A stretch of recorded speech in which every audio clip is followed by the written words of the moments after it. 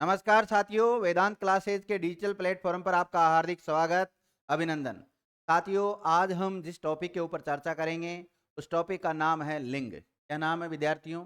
लिंग है। और लिंग के बारे में आपने सुना होगा कि लिंग, सबसे पहले तो जानेंगे कि इससे रिलेटेड पर्सन किस प्रकार के पूछे जाते हैं। माना कि आपको एक शब्द दे दिया, जैसे एक शब्द दे दिया लड़का। अब लड़का शब्द देकर आपसे पूछा जा सकता है कि इसका लिंग कौन सा होता है। तो पुंलिंग या स्त्रीलिंग, हिंदी में दो ही लिंग होते हैं, एक तो पुंलिंग होता है, एक स्त्रीलिंग होता है। हालांकि अगर संस्कृत में बात करें तो तीन लिंग होते हैं, पुंलिंग, स्त्रीलिंग और नपुंसक लिंग होता है। लेकिन हम हिंदी पढ़ रहे हैं तो हिंदी के अनुसार अगर लिंग की बात करें तो दो लिंग होते हैं, पुंलिंग और स्त्रीलिंग होते हैं। तो आगे जानते हैं इनके जो कैसे इनको पहचानते हैं, कैसे इनका रूप परिवर्तन करते हैं। जैसे पुंलिंग से स्त्रीलिंग बनाना हो तो स्त्रीलिंग कैसे बनाया जा सकता है, या स्त्रीलिंग से पुंलिंग, ऐसे इनका रूप परिवर्तन करना होता है, उसको रूप परिवर्तन करना बोलते हैं। पुंलिंग से स्त्रीलिंग और स्त्रीलिंग से पुंलिंग में बदलना, इसको भी हम देखेंगे। और एक लिंग को पहचानना भी देखेंगे। तो प्राणीवाचक जो शब्द होते हैं उनको तो हम उनकी आकृति देखकर पहचान लेते हैं कि भाई ये पुंलिंग में जाएगा, स्त्रीलिंग में जाएगा। ठीक है। लेकिन जो अप्राणीवाचक शब्द होते हैं, जैसे टेबल है, फैन है, कुर्सी है, इनके बारे में हम कैसे पहचानेंगे कि भाई इनकी शारीरिक जो संरचना है उसको देखकर तो हम पहचान नहीं सकते कि इनका लिंग कौन सा होगा, पुंलिंग होगा या स्त्रीलिंग होगा। तो ये सारे नियम है, कुछ जो पहचान है उनको आप देखिएगा ना। तो सबसे पहले हम जानते हैं लिंग शब्द का अर्थ क्या होता है। तो लिंग शब्द का जो शाब्दिक अर्थ है वो अलग बहुत सारे अर्थ निकलते हैं। ये एक अनेकार्थक शब्द लिंग है। इसका प्रतीक भी होता है, निशान भी होता है, चिन्ह भी होता है, पहचान, पररूप और लक्षण और विभेदक, ये सारे लिंग शब्द जो होता है उसके अर्थ निकलते हैं। लिंग शब्द संस्कृत भाषा का एक शब्द है। और इसकी परिभाषा की बात करें कि लिंग की परिभाषा क्या होती है, तो संज्ञाओं के जिस रूप से के पुरुष जाति या स्त्री जाति का बोध होता है। मतलब संज्ञा के ऐसे शब्द जिनसे पुरुष या स्त्री जाति का बोध होता है उसे क्या कहते हैं? लिंग कहते हैं। अर्थात लिंग संज्ञा का वह लक्षण है जो संज्ञा के पुरुषवाची या स्त्रीवाची होने का बोध कराता है। जिसके द्वारा किसी विकारी शब्द के स्त्री या पुरुष जाति का बोध होता है उसे हम लिंग कह सकते हैं। हिंदी में बात करें तो लिंग दो प्रकार के होते हैं, पुंलिंग और स्त्रीलिंग। और संस्कृत में बात करें तो तीन होते हैं, पुंलिंग, स्त्रीलिंग और एक और जुड़ जाता है नपुंसक लिंग। कौन सा? नपुंसक लिंग जुड़ जाता है। जैसे अब दो प्रकार के हिंदी में पढ़ेंगे हम, एक तो पुंलिंग और एक पढ़ेंगे स्त्रीलिंग। तो पुंलिंग किसे कहते हैं? जब शब्द के जिस रूप से उसके पुरुष जाति के होने का या पुरुषत्व का बोध होता है उसे पुंलिंग कहते हैं। जैसे राम, श्याम, तोता, घोड़ा, मच्छर, सोना, दान, जूता, बालक, बैल, दूध, गोविंद, अध्यापक, इसके अलावा मेरा, काला, जाता, ये सब विद्यार्थियों पुंलिंग शब्द है। अगर स्त्रीलिंग शब्द की बात करें तो शब्द के जिस रूप से उसके स्त्री जाति के होने का बोध या स्त्रीत्व का बोध होता है उसे स्त्रीलिंग शब्द कहते हैं। और जैसे सीता, लड़की, मोरनी, चुईया, गाय, नदी, काली, जाति, अध्यापिका, सुनीता वगैरह, ये सब क्या है?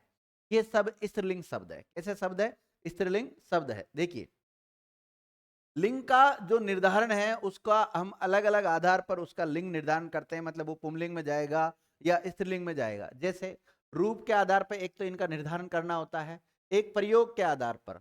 प्रयोग में जैसे विशेषण, कारक चिन्ह एवं क्रिया के आधार पर लिंग का निर्धारण होता है। और एक करते हैं हम इनके अर्थ के आधार पर, इनका जो अर्थ निकलता है उसके आधार पर भी लिंग का निर्धारण किया जा सकता है। ठीक है।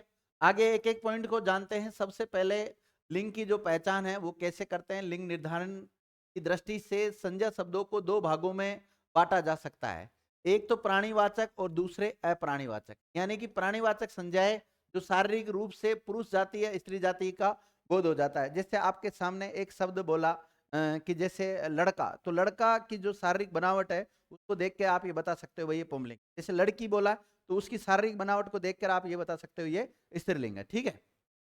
दूसरा है अप्राणीवाचक संज्ञाएं जिनका लिंग निर्धारण परंपरा के आधार पर होता है।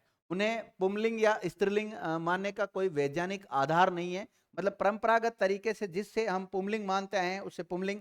जैसे माना कि पेन है तो पेन पुंलिंग में जाएगा, लेकिन पेंसिल किस में जाएगा? स्त्रीलिंग। अब क्या उसकी शारीरिक बनावट को देखकर हम पहचान सकते हैं ये पुंलिंग है कि स्त्रीलिंग?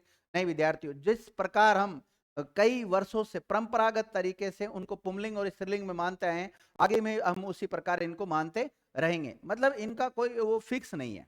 ठीक है। फलतः निर्धारित नियमों में कुछ अपवाद भी पाए जाते हैं। जैसे प्राणीवाचक संज्ञा शब्दों के लिंग पहचान उनके साथ क्रिया या विशेषण लगाने से किया जा सकता है। जैसे माना कि विद्यार्थी पुस्तक फट गई, तो यहाँ पर इस पुस्तक का जो लिंग का निर्धारण हुआ है वो किसके आधार पर हुआ? क्रिया के आधार पर, क्योंकि गई एक स्त्रीलिंग शब्द है इसलिए। और यह पुस्तक अच्छी है, तो यहाँ पर इस पुस्तक की विशेषता अच्छी शब्द बता रहा है, तो विशेषण से यहाँ इसका लिंग निर्धारण हुआ है। ठीक है, आगे देखिए, प्राणीवाचक संज्ञाओं का लिंग को पहचानना। प्राणीवाचक जैसे कछुआ, पुरुष, आदमी, लड़का, आदमी, मनुष्य, चीता, हाथी, कुत्ता, खटमल, उल्लू, कौवा, घोड़ा, बैल, बंदर, पशु, खरगोश, गेंडा, मेंढक, मच्छर, तोता, बाज, मोर, कबूतर, इन शब्दों को देखकर हम ये पहचान सकते हैं कि ये भाई कौन सा लिंग होगा इनका। और कुछ शब्द जैसे सदैव पुंलिंग में होते हैं, जैसे भालू, उल्लू, कौवा, भेड़िया, खटमल, तोता, गरुड़, मगरमच्छ, गेंडा, जुगनू, चीता, केचुआ पक्षी वगैरह, ये सब किसमें होते हैं? पुंलिंग में होते हैं। इनमें अगर इनका स्त्रीलिंग बनाना है, जैसे माना कि तोता है, तोता का स्त्रीलिंग बनाना है तो इसके आगे हम क्या जोड़ दो? मादा तोता। क्या बन जाएगा? मादा तोता बन जाएगा विद्यार्थियों। ठीक है, इसको देख के हम बना सकते हैं। और अगर इसी प्रकार जैसे छिपकली है, तो छिपकली क्या है? स्त्रीलिंग है। जैसे छिपकली है, स्त्रीलिंग शब्द है, अगर इसका हमें पुंलिंग बनाना है तो नर छिपकली कर दो। क्या कर दो? नर जोड़ दो इसके आगे, बस बन जाएगा। ठीक है, इसी प्रकार कोयल स्त्रीलिंग है, मैना स्त्रीलिंग है। अब मैना स्त्रीलिंग होता है, लेकिन इसका पुंलिंग बनाना है तो इसके आगे क्या जोड़ दो? नर जोड़ दो विद्यार्थी, तो आराम से बन सकता है। ये कुछ सदैव स्त्रीलिंग में प्रयुक्त होते हैं, लेकिन अगर इनको पुंलिंग में बदलना है तो नर इनके आगे जोड़ दिया जाता है। अब बात करें अप्राणीवाचक संज्ञाओं का लिंग का पहचान कैसे होता है। हिंदी में अप्राणीवाचक संज्ञाओं के लिंग की पहचान परंपरागत प्रयोग के निम्नलिखित दो आधार है। एक तो इनको हम अर्थ की दृष्टि से पढ़ सकते हैं, और दूसरा शब्द की रूप या बनावट की दृष्टि से पढ़ सकते हैं। और इस प्रकार जैसे हम दो पार्ट कर लिए हमने, पहले देखेंगे हम अर्थ की दृष्टि से पुंलिंग शब्द कौन से होते हैं और स्त्रीलिंग शब्द कौन से होते हैं। दूसरा हम देखेंगे शब्द के जो रूप है या इसका बनावट है उसके आधार पर पुंलिंग कौन से है और स्त्रीलिंग कौन से है। ठीक है, अब देखो, पहली बात करें अर्थ की दृष्टि से, तो अर्थ की दृष्टि से हम दो प्रकार के पढ़ेंगे, एक तो पुंलिंग पढ़ेंगे और एक स्त्रीलिंग पढ़ेंगे। कौन से पढ़ेंगे? स्त्रीलिंग। तो सबसे पहले जानते हैं पुंलिंग शब्दों को। कौन से शब्दों को? पुंलिंग शब्दों को जानते हैं। पुंलिंग शब्दों में विद्यार्थी जैसे देशों के जितने भी नाम हैं वो पुंलिंग में जाते हैं। किस में जाते हैं? पुंलिंग में जाते हैं, लेकिन अपवाद स्वरूप स्त्रीलिंग में भी जा सकते हैं।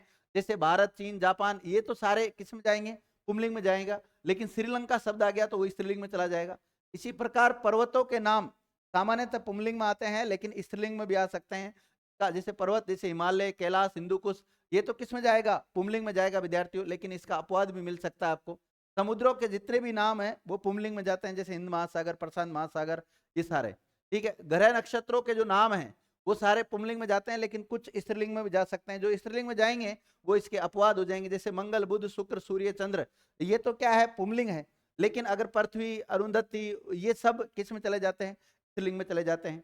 इसी प्रकार जो वार के नाम होते हैं, जैसे सोमवार, मंगलवार, बुधवार, गुरुवार, शुक्रवार, शनिवार और रविवार, ये सारे पुंलिंग में जाते हैं। इसके अलावा जो धातुओं के नाम हैं सामान्यतः पुल्लिंग में जाते हैं, लेकिन स्त्रीलिंग में भी प्रयुक्त हो सकते हैं। जैसे अगर सोना, लोहा, स्वर्ण, ताम्र, इसकी बात करें तो ये पुंलिंग में है, लेकिन चांदी किस में जाएगा? स्त्रीलिंग में चला जाता है। किस में चला जाता है? स्त्रीलिंग में चला जाता है। जितने भी महीनों के नाम आते हैं वो पुंलिंग में जाते हैं, लेकिन स्त्रीलिंग में भी जा सकते हैं। जैसे मार्च और चैत्र, ये तो विद्यार्थी पुंलिंग में है, लेकिन जनवरी, फरवरी, मई, जुलाई, ये किस में जाएगा? स्त्रीलिंग में जाएगा। जैसे अगर हम बात करें जनवरी, स्त्रीलिंग, और फरवरी, स्त्रीलिंग, फरवरी भी किस में जाता है? स्त्रीलिंग। मार्च किस में आ जाता है? पुंलिंग में।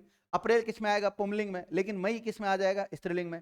जून किस में आ जाएगा? पुंलिंग में। जुलाई किस में आ जाएगा? स्त्रीलिंग में। अगस्त पुंलिंग, सितंबर पुंलिंग, अक्टूबर पुंलिंग, नवंबर पुंलिंग, दिसंबर पुंलिंग शब्द आ जाता है। तो ऐसे आप उन शब्दों को देखकर भी आराम से पहचान जा सकते हो कि भाई ये पुंलिंग में जाएंगे या स्त्रीलिंग में जाएंगे। ठीक है, इसके अलावा जो रत्नों के नाम होते हैं, जैसे हीरा, माणिक्य, मोती, पन्ना, नीलम, ये सब पुंलिंग में जाते हैं, लेकिन इसका कुछ अपवाद मिलता है विद्यार्थियों, वो स्त्रीलिंग में भी जा सकता है। वृक्षों के नाम सामान्यतः पुंलिंग में आते हैं, लेकिन स्त्रीलिंग में भी देखने को मिल सकते हैं। तो वृक्ष जो होते हैं पुंलिंग और स्त्रीलिंग दोनों में आ जाएंगे। जैसे अगर बात करें पीपल, किस में आता है? पुंलिंग में आता है। लेकिन अगर वहीं बात करें हम इमली, तो इमली किस में आ जाता है? स्त्रीलिंग में आ जाएगा। खेजड़ी किस में आ जाएगा? स्त्रीलिंग में आ जाएगा।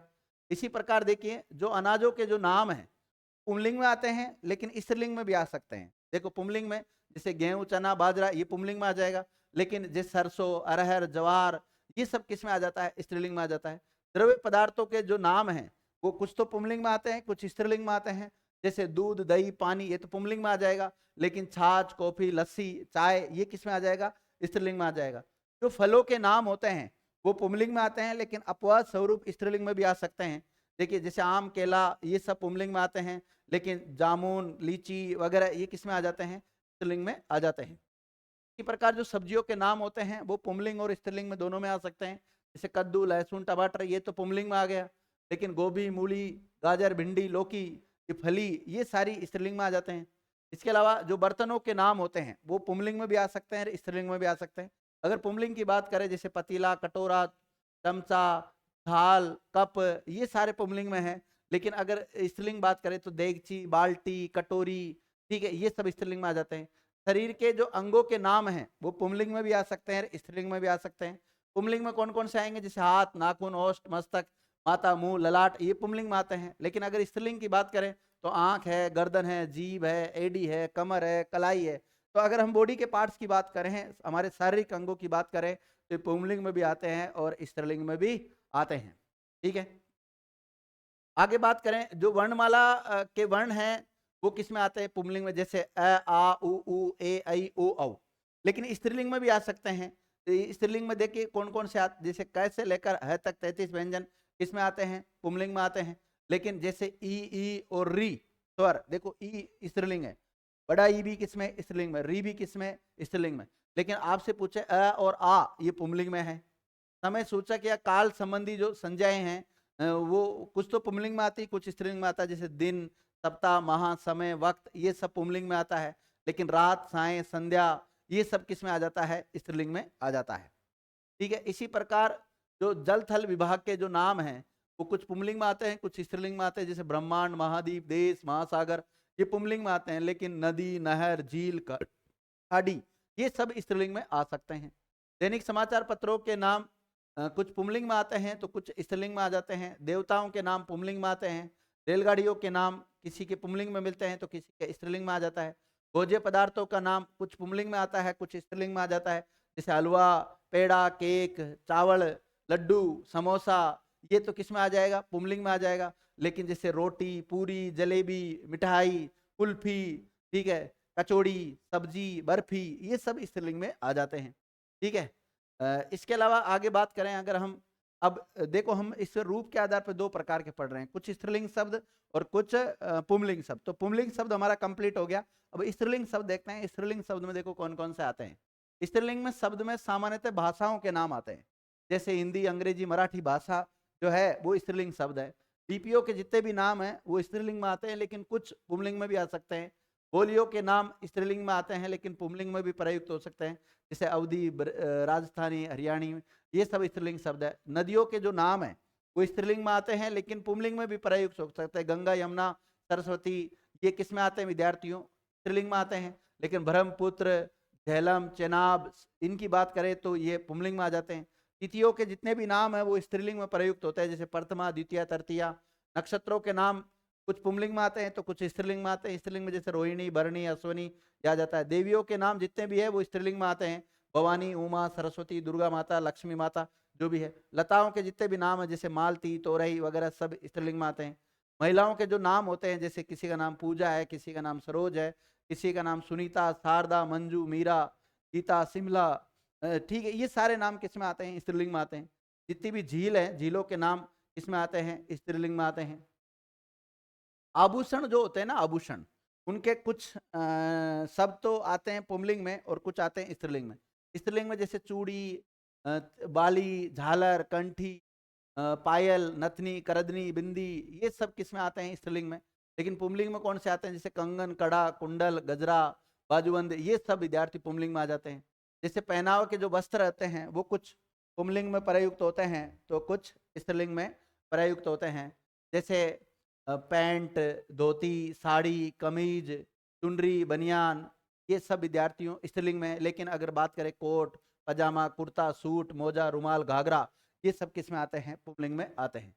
ये किराने की जो वस्तुएं हैं वो कुछ पुंलिंग में आती है तो कुछ स्त्रीलिंग में आती है। जैसे इलायची स्त्रीलिंग में आ जाएगी, हल्दी स्त्रीलिंग में आ जाएगा, लेकिन धनिया और गरम मसाला की बात करें तो ये पुंलिंग में आ जाएगा।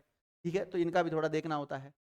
ये तो होगी बात उसकी, लेकिन शब्द की रूप या बनावट की दृष्टि से अगर हम देखें तो इसके जो पुंलिंग शब्द है वो कौन कौन से होते हैं। जैसे हिंदी के वितस्सम शब्द जिनके अंत में ख, ज, त्र, त, न वर्ण आते हैं वो पुंलिंग शब्द कहलाते हैं। जैसे अगर खैस जिनके अंत में खा आ रहा, जैसे सुख, दुख, मुख, नख, ये सब पुंलिंग शब्द है। जिनके अंत में ज आ रहा, जलज, सरोज, अनुज, मलयज, ये सब पुंलिंग शब्द है। नेत्र, शस्त्र, पात्र, शास्त्र, चरित्र, अस्त्र, पत्र, मित्र, ये सारे विद्यार्थियों। ठीक है, इसी प्रकार जिनके अंत में त आ रहा है, जैसे गीत, गणित, चरित, जिनके अंत में न आ रहा है, जैसे दान, प्रसन, सौपन, यत्न, तन, मन, धन, वन, भवन, इन सब में विद्यार्थियों क्या है, ये स्त्रीलिंग शब्द होते हैं विद्यार्थी, नहीं ये पुंलिंग शब्द पढ़ रहे हैं हम। ठीक है, इसके अलावा जिन शब्दों के अंत में आ, आउ, आवा, आपा, तऊ, पन, एरा, आर, अनिय, ये, खाना वाला, दान आदि प्रत्यय शब्द प्रयुक्त होते हैं वो पुंलिंग होते हैं। जैसे कौशल, सैसव, क्रोध, वाद, चूल्हा, घेरा, बोझा, जोड़ा, फेरा। आव जैसे भाव, पड़ाव, घुमाव, चढ़ाव। आवा जैसे बुलावा, बहलावा, बहकावा, चढ़ावा, पहनावा। आर जैसे सुनार, लुआर, बुढ़ापा, मोटापा, मनुष्यता, गुरुत्व। पन में जैसे बचपन, लड़कपन, इन समय पुंलिंग शब्द है। इसके अलावा जैसे माधुर्य, सौंदर्य, धैर्य, मिलान, ये डाक खाना, छापा खाना, छापा खाना, दूध वाला, चाय वाला, ये सब पुंलिंग शब्द है। नोट देख के क्या लिख रखा है, हिंदी में द्वंद्व समास वाले शब्द सदैव पुंलिंग में प्रयुक्त होते हैं। जैसे विद्यार्थियों एक शब्द आया माता पिता, माता पिता, अगर केवल माता आता तब तो हम इसको किस में ले जाते हैं, स्त्रीलिंग में लेके जा सकते थे। अगर पिता आया तो इसको हम किस में लेके जा सकते हैं, पुंलिंग शब्द में लेके जा सकते हैं। लेकिन माता पिता एक साथ आ गया, अगर द्वंद्व समास की भांति ये प्रयुक्त हुआ है तो ऐसी स्थिति में इसे विद्यार्थियों हम किस में रखेंगे, पुंलिंग शब्दों में रखेंगे। तो जब द्वंद्व समास जैसी स्थिति होती है तो उसमें हम किस में रखते हैं। अब देखो विद्यार्थियों के दिमाग में आता है जैसे नर नारी, अब नर तो पुंलिंग है, नारी स्त्रीलिंग है। ठीक है, अलग अलग आ जाता जब तो हम बता देते भाई पुंलिंग है कि स्त्रीलिंग है। लेकिन यहाँ दिक्कत आ गई, नर नारी दोनों एक साथ दे दिया उसने रेखांकित करके। अब पूछ रहा है कि इसमें बताओ इसमें लिंग कौन सा है। तो इसमें लिंग कौन सा है विद्यार्थियों, इसमें पुंलिंग है। पिता पुत्र इसमें तो पुंलिंग होगा ही, कोई दिक्कत नहीं है। जैसे राधा कृष्ण, अगर राधा शब्द आता तो स्त्रीलिंग, कृष्ण शब्द आता है तो पुंलिंग, लेकिन एक साथ आ गया राधा कृष्ण। अब बताओ इसमें लिंग कौन सा है, तो इसमें पुंलिंग होगा। कौन सा होगा, पुंलिंग होगा, ध्यान रखना। इसके अलावा स्त्रीलिंग शब्दों की भी कुछ पहचान है। हिंदी के वे तत्सम शब्द जिनके अंत में अना, आ, ई, ईमा, ता, नी, ई होता है। जैसे अना जैसे वंदना, सूचना, कल्पना। आ जैसे पूजा, कृपा, सेवा, क्षमा, शिक्षा। ई अंत, ई प्रत्यय वाले जैसे कर्षि, रुचि, शशि, विधि। इमा वाले गरिमा, महिमा, लगिमा, अणिमा। ता वाले एकता, सुंदरता, मधुरता, योग्यता। ई वाले नदी, गली, टोपी, चिट्टी। सा वाले जैसे पिपासा, मीमांसा। नी वाले जैसे हानि, गलानी, योनि। ये सब स्त्रीलिंग शब्द है। ठीक है, हिंदी के तद्भव शब्द जिनके अंत में ख हो, जैसे आंख, कोक, भूख, परक, साक। हिंदी की भावार्थक संज्ञा जिनके अंत में आवट, आहट, आई, ता, नी प्रत्यय लगाकर बनती है, उससे विद्यार्थी वो भी स्त्रीलिंग में जा सकते हैं। जैसे मिलावट, सजावट, बनावट, घबराहट, चिकनाहट, चिल्लाहट, लिखाई, पढ़ाई, लंबाई, ऊंचाई, मित्रता, मनुष्यता, नौकरानी, सेठानी, जाटनी, मोरनी, नटनी, कलीमा और नीलिमा और लालिमा, ये सब विद्यार्थी स्त्रीलिंग शब्द। अरबी फारसी शब्दों के अंत में आ, तय, स है, वो जैसे दवा, सजा, हवा, ये सब स्त्रीलिंग शब्द है। तय रिश्वत, अदालत, दौलत, इज्जत, कीमत, नफरत, मुलाकात, मोहब्बत, शोहरत, इज्जत, जिल्लत, किल्लत, शरारत, हिफाजत, इबादत, नसीहत, बगावत, हुज्जत, जुर्रत, कयामत, नजाकत और गनीमत।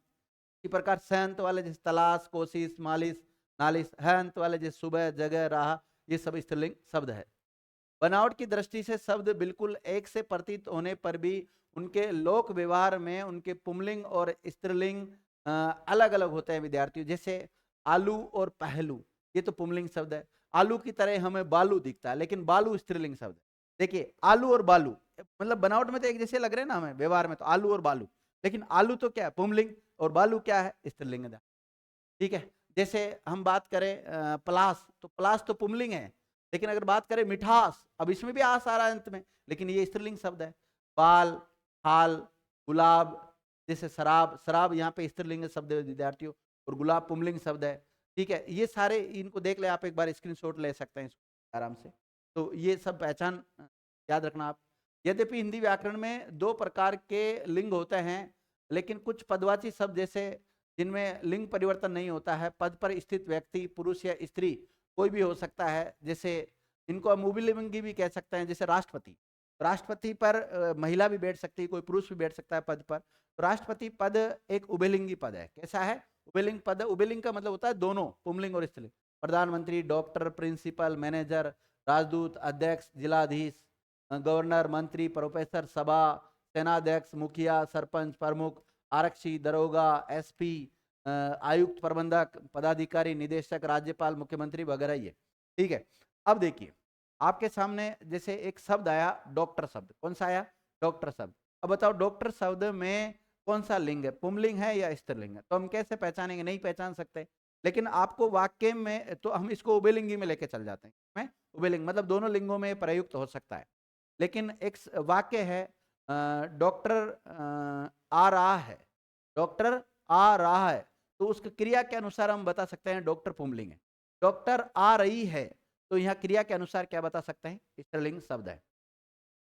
ठीक है, आगे क्या दे रखा है? इनके स्त्रीलिंग बनाना संभव नहीं होता था। इनके पूर्व या बाद में जैसे माननीय, महोदया लगाकर स्त्रीलिंग में मतलब इनको पहचाना जा सकता है।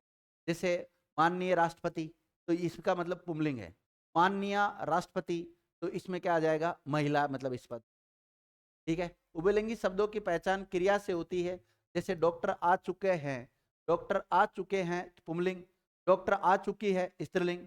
आजकल महिला अध्यक्ष के लिए अध्यक्षता शब्द का प्रयोग होने लगा है। सामान्यतः महिला के लिए डॉक्टर महोदया, प्रधानमंत्री महोदया शब्द का भी मान्य है। प्राणियों के समूह का बोध कराने वाली संज्ञा भी व्यवहार के अनुसार पुंलिंग और स्त्रीलिंग में प्रयुक्त होती है। जैसे अगर हम बात करें, जैसे दल है, तो दल किस में जाएगा? पुंलिंग में जाएगा। लेकिन अगर भीड़ की बात करें तो भीड़ किस में चला जाएगा? स्त्रीलिंग में चला जाएगा। मंडल किस में जाएगा विद्यार्थियों? पुंलिंग में। तो पुंलिंग में कौन कौन से शब्द जाते हैं ये सारा आप देख ले। ये एक दल का, एक समूह का बोध करा रहे हैं। और स्त्रीलिंग में कौन कौन से जाते हैं? जैसे पाठशाला है तो स्त्रीलिंग में जाएगा, विधानसभा, लोकसभा सब स्त्रीलिंग में जाते हैं। का स्क्रीनशॉट ले लें आप।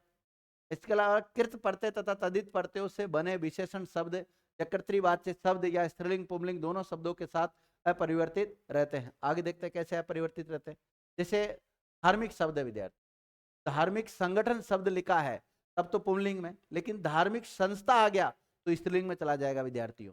जैसे परिचित शब्द है, तो परिचित पुरुष आ गया तो पुंलिंग में, परिचित स्त्रीलिंग मतलब परिचित महिला आ गया तो ये स्त्रीलिंग में चल जाता है। जैसे आकर्षक दृश्य, ये पुंलिंग में जाएगा, और आकर्षक घटना तो ये स्त्रीलिंग में चला जाता है। धर्मज्ञ पुरुष पुंलिंग में, धर्मज्ञ नारी ये स्त्रीलिंग में चला जाता है। कुछ पुंलिंग स्त्रीलिंग शब्द क्रमशः बड़े और छोटे का भाव भी व्यक्त करते हैं। जैसे नाला पुंलिंग है तो नाली स्त्रीलिंग हो जाता है।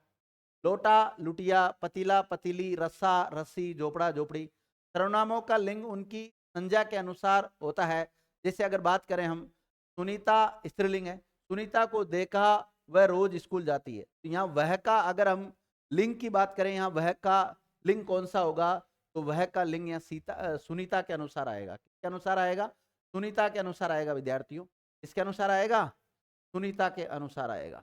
सुनीता एक स्त्रीलिंग शब्द है, इसका मतलब ये वह भी स्त्रीलिंग शब्द है।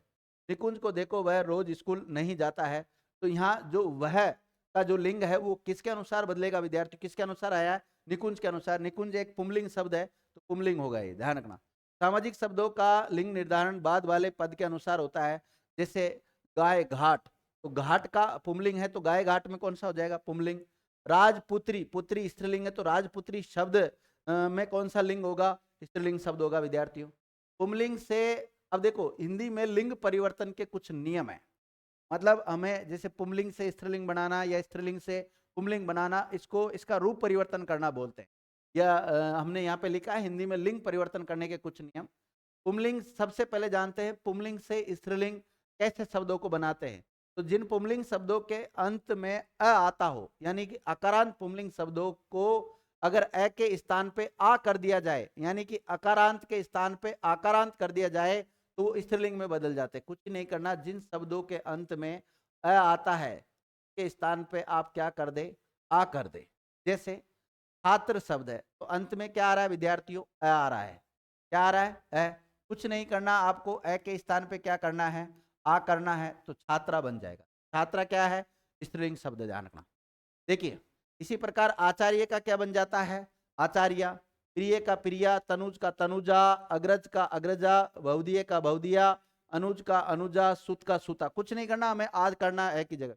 वृद्ध अ आ रहा है, आ कर दो वृद्धा। बाल का बाला, शिष्य का शिष्या, कांत का कांता, आत्मज का आत्मजा, त्रिनयन का त्रिनयना, सुलोचन का सुलोचना और शिव का शिवा हो जाता है।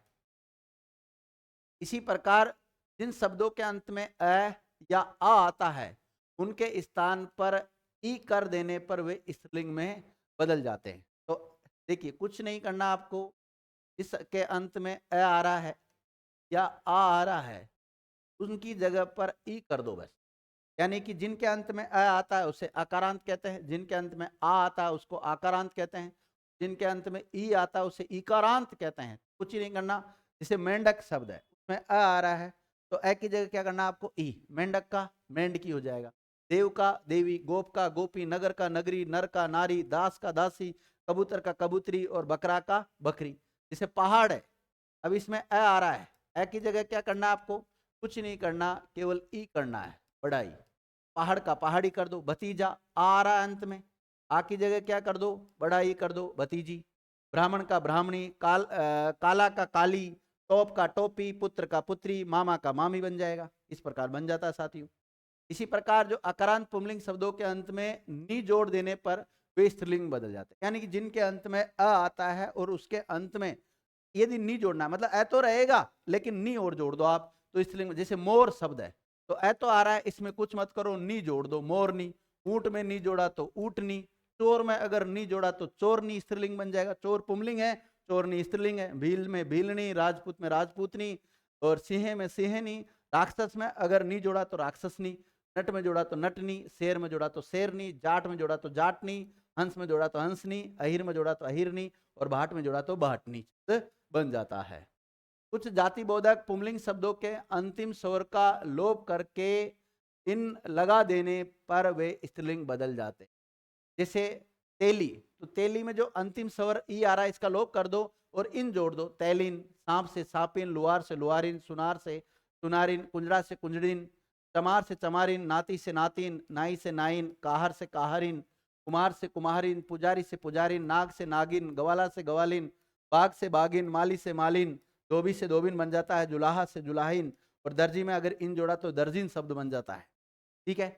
इसी प्रकार कुछ जाति बोधक पुंलिंग शब्दों के अंतिम स्वर का तो लोप कर दो और उसके स्थान पर क्या कर दो आप? आइन जोड़ दो उसमें, तो स्त्रीलिंग बन जाता है। जैसे ठाकुर, ठाकुर में यदि आइन प्रत्यय जोड़ा, कौन सा जोड़ दो आप? आइन, तो ठकुराइन बन जाएगा। गुरु में आइन जोड़ा, गुरुआइन, चौधराइन, मुंशियाइन, दुबाइन, चौबाइन, पंडाइन। नाई में आइन जोड़ा तो नाइन, लाला में जोड़ा तो लालाइन, पंडिताइन, हलवाइन और बाबुआइन, ओजाइन और बनियाइन। इस प्रकार शब्द बन जाते हैं। आगे बात करें, कुछ अकारांत पुंलिंग शब्दों के अंत में आनी लगा देने से भी वो स्त्रीलिंग में बदल जाते हैं। जैसे देवर में अगर आनी जोड़ा तो देवरानी, नौकर में जोड़ा तो नौकरानी, पंडित में आनी जोड़ा तो पंडितानी, सेठ में जोड़ा तो सेठानी, जेठ में जोड़ा तो जेठानी और बहु में जोड़ा तो भवानी, रुद्र में जोड़ा तो रुद्राणी, ठाकुर का ठकुरानी, खत्री में खतरानी, महतर का महतरानी, इंद्र का इंद्राणी, चौधरी का चौधरानी शब्द बन जाता है। इसी प्रकार जिन शब्दों के अंत में आ पुंलिंग शब्द आता है का अंतिम स्वर आ के स्थान पर इया कर दो तो स्त्रीलिंग बन जाता है। जैसे बूढ़ा है, तो आ के स्थान पे इया करना बुढ़िया, कुत्ता का कुतिया, लोटा का लुटिया, बेटा से बिटिया, चिड़ा से चिड़िया और बछड़ा से बछड़िया बन जाता है, बचिया बन जाता है। और चूहा से चुईया, डिब्बा से डिबिया, खाट से खटिया, गुड्डा से गुडिया और बंदर से बंदरिया शब्द बन जाता है।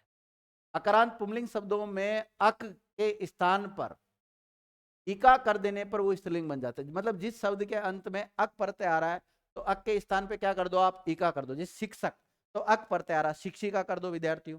पालक का पालिका, याचक का याचिका, संरक्षक का संरक्षिका, दर्शक का दर्शिका बन जाएगा, बालक से बालिका बन जाएगा, अध्यापक से अध्यापिका बन जाएगा, नायक से नायिका, गायक से गायिका, पाठक से पाठिका, सेवक से सेविका, रक्षक से रक्षिका, लेखक से लेखिका और वादक से वादिका शब्द बन जाता है। देखिए, वान, जिन शब्दों के अंत में वान आता है उनके स्थान पर वती कर दो, और जिन शब्दों के अंत में मान आता है उसके स्थान पर मति कर दो तो स्त्रीलिंग शब्द बन जाता है। जैसे भगवान, वान आ रहा है तो वान की जगह वती करना है तो भगवती स्त्रीलिंग हो जाता है। जैसे श्रीमान, मान आ रहा है तो मान की जगह मति करना है, श्रीमती। विद्वान का विद्यार्थी विदुषी बनता है, गुणवान का गुणवती, सत्यवान का सत्यवती, रूपवान का रूपवती, और धनवान का धनवती, बलवान का बलवती, बुद्धिमान का बुद्धिमती, भाग्यवान का भाग्यवती, आयुष्मान का आयुष्मती, और ज्ञानवान का ज्ञानवती बन जाता है। देखिए यहाँ पर जो विद्वान शब्द है का विद्वती शब्द नहीं बनता है, बल्कि क्या बनता है, विदुषी शब्द बनता है। इस प्रकार इस नियम का इसको हम अपवाद कह सकते हैं। इसी प्रकार इन्हीं परते लगाकर भी हम स्त्रीलिंग शब्द बना सकते हैं। जैसे हाथी में इनी जोड़ा तो हथीनी, हंस में जोड़ा तो हंसीनी, ग्रह स्वामी में ग्रह स्वामिनी, अभिमान में अगर इनी जोड़ा तो अभिमानिनी, एकाकी में एकाकिनी बन जाता है, कमल का कमलिनी, तपस्विनी, योगिनी, मालिनी और यशस्विनी। इस प्रकार के शब्द इन्हीं प्रत्यय से भी बनते हैं। तास, जिन शब्दों के अंत में ता आता है उनमें ता के त्रय अंत वाले के स्थान पर त्रि प्रत्यय लगाकर भी इसका किया जा सकता है। जैसे कर्ता का कर्त्री, विधाता का विधात्री, वक्ता का वक्त्री, जनियता का जनियत्री, दाता का दात्री। नेता का नेत्री बनता है विद्यार्थियों, नेता का नेति नहीं बनता। इस अभिनेता का अभिनेत्री स्त्रीलिंग होता है, रचयिता का रचयित्री बन जाएगा, प्रबंधकर्ता का प्रबंध कर्त्री बन जाता है। इसी प्रकार कुछ शब्द स्वतंत्र रूप से भी स्त्रीलिंग और पुंलिंग के जोड़े होते हैं। जैसे पति पुंलिंग है तो स्त्रीलिंग क्या बनेगा, उसका पत्नी, मर्द का औरत, दामाद का बेटी, पुरुष का स्त्री बन जाता है, महिला बन जाता है, साधु का साध्वी, सम्राट का सम्राजी, दूल्हा का दुल्हन, विद्वान का विदुषी, पुत्र का पुत्री या पिता का माता, वर का वधु, भाई का बहन, और राजा का रानी, कवि का कवयित्री बन जाता है। बहुत इंपॉर्टेंट है, शुद्ध शुद्ध में भी कई बार पूछा गया। कवि का स्त्रीलिंग क्या होता है, कवयित्री होता है। शुद्ध कवयित्री इस प्रकार लिखा जाता है, बैल का गाय, विदुर का विधवा बन जाता है विद्यार्थी। जिसका पति मर चुका हो उसको विधवा, और जिसकी पत्नी मर चुकी हो विदुर कहते हैं। ठीक है, जैसे भाई का भाभी, कवि का कवयित्री हो गया, युवक युवती, बेटा बहू, वीर का वीरांगना, साधु का साध्वी, बादशाह का बेगम बन जाता है, अभिनेता अभिनेत्री ये बता ही दिया, पुत्र का पुत्रवधु ये हो गया, मियाँ का बीवी होता है, ससुर का सास, साहब का मैम या साहिबा, राजा का रानी बनता है। सदैव पुंलिंग वाले प्राणीवाचक शब्दों के पूर्व मादा लगाकर उनका स्त्रीलिंग बनाया जा सकता है। ये बात होगी। स्त्रीलिंग से पुंलिंग बनाने के कुछ नियम, जैसे सदैव स्त्रीलिंग में प्रयुक्त होने वाले प्राणीवाचक संज्ञाओं के पूर्व में नर लगाकर, जैसे मक्खी है स्त्रीलिंग है, इसका पुंलिंग बनाना तो नर मक्खी कर दो। ठीक है, इस बात को मैं बता चुका हूँ। मूलतः स्त्रीलिंग शब्दों के अंत में पुंलिंग प्रत्यय लगाते हैं। जैसे जीजी में आ जोड़ा तो जीजा, ननद में ओई जोड़ा तो नंदोई, भैंस में भैंसा, ताई से ताऊ, बुआ से फूफा, बहन से बहनोई बन जाता है, मौसी से मौसा शब्द बन जाता है। ठीक है, निम्न शब्द संस्कृत विदेशी और पुंलिंग होते हैं किंतु हिंदी में स्त्रीलिंग होते हैं। मतलब नीचे कुछ शब्द दिए हुए हैं, ये संस्कृत और विदेशी भाषा में तो इनको पुंलिंग में माना गया है, लेकिन हिंदी में इनको स्त्रीलिंग में माना जाता है। जैसे आत्मा, महिमा, बूंद, देह, भाव, अग्नि, जय, पराजय, विजय, दुकान, मृत्यु, किरण, समाधि, राशि, ऋतु और वस्तु, आयु, ये सब स्त्रीलिंग शब्द है हिंदी। निम्न शब्द संस्कृत और में स्त्रीलिंग होते हैं किंतु हिंदी में वो पुंलिंग में प्रयुक्त होते हैं। जैसे तारा, देवता, व्यक्ति, हिंदी में पुंलिंग है लेकिन संस्कृत में स्त्रीलिंग होते हैं। कुछ शब्द पुंलिंग और स्त्रीलिंग में समान होते हैं, जैसे चतुर और सुंदर। जैसे चतुर लड़का, चतुर लड़की, चतुर में कोई चेंज नहीं हो रहा है। ठीक है, कुछ स्त्रीलिंग शब्दों का पुंलिंग शब्द होता ही नहीं है। जैसे अगर हम बात करें पयस्विनी, अब पयस्विनी का अगर हम पुंलिंग शब्द बनाना चाहे तो नहीं बनता विद्यार्थियों। सती का नहीं बनता, गर्भवती, गाभिन, सोत, सुहागिन, दाय, डाइन, चुड़ैल, अप्सरा, संतति, संतान, सेना, सोतन, नर्स, औलाद, पुलिस, फौज, सरकार, इनका विद्यार्थियों पुंलिंग शब्द बनता ही नहीं है। ये स्त्रीलिंग शब्द है सब। ठीक है, व्याकरण विभिन्न साहित्यकारों और आमजनों के भाषा प्रयोग के आधार पर नियमों का गठन करते हैं, अपने मन से नियम नहीं बनाते हैं। अर्थात भाषा संबंधी नियम उसके प्रयोग पर निर्भर करता है कि किस प्रकार उसका प्रयोग किया गया है। ये कुछ उदाहरण विद्यार्थियों, ये सारे उदाहरण मैंने आपको बता दिए कि पुंलिंग में कुछ शब्द आते हैं और स्त्रीलिंग में कुछ शब्द, ये कौन कौन से आते हैं इनका आप स्क्रीनशॉट ले सकते हैं। मैं साइड में हट जाता हूँ, आप स्क्रीनशॉट ले लें इसका। ठीक है, ये सारे पुंलिंग और स्त्रीलिंग के ही उदाहरण हैं, और एक्स्ट्रा उदाहरण दे रखे हैं कि कौन सा किस में जाएगा। देखो, नहाना स्वास्थ्य के लिए लाभदायक होता है, टहलना हितकारी होता है, गाना एक व्यायाम होता है। अब देखो इनमें क्या होता है, थोड़ा सा इसको एक नोट है विद्यार्थियों, इस नोट को ढंग से पढ़ना। हिंदी भाषा में लिंगों का तंत्र काफी विकृत और भ्रामक है, क्योंकि एक ही शब्द का एक पर्यायवाची तो स्त्रीलिंग में चला जाता है, जबकि दूसरा पुंलिंग में चला जाता है। मतलब ये कहना ये चाहता है कि जो लिंग के जो नियम है वो 100% लागू नहीं होते, क्योंकि एक शब्द है, उस शब्द का खुद का तो लिंग अलग होता है, उसके अन्य जो पर्यायवाची शब्द है उनका लिंग दूसरा हो सकता है।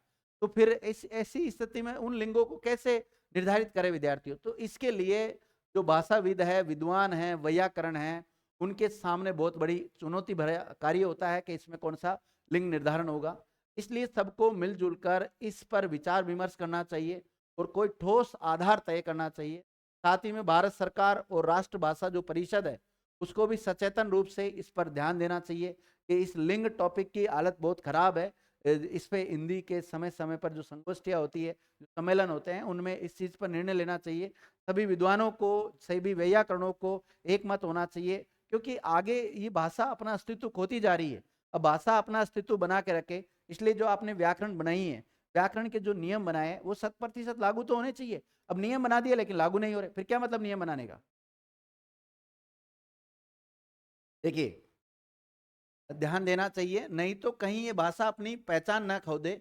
वर्तमान समय में हिंदी भाषा का कोई ऐसा कोश, ऐसा खजाना नहीं है जो भ्रामक नहीं है। मतलब जो भी शब्दकोश है उसमें कहीं न कहीं भ्रांतियाँ है। जैसे गोली लगते ही शेर की आत्मा निकल गई, तो आत्मा विद्यार्थियों यहाँ पे स्त्रीलिंग है।